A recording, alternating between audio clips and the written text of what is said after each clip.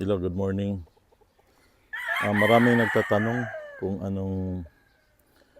kung saan galing itong high action hats namin. Itong high action hats namin is galing to sa kay Patrick Puno.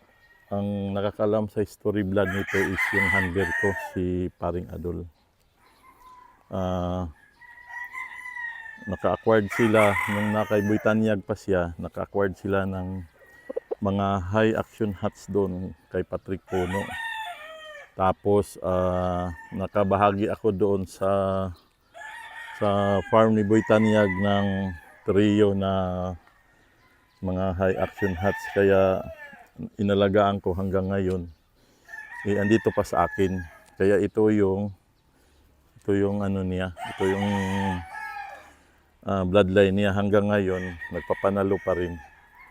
Kaya imported din to siya kasi si Boss Patrick Puno sa Amerika yun bumibili ng mga materialis.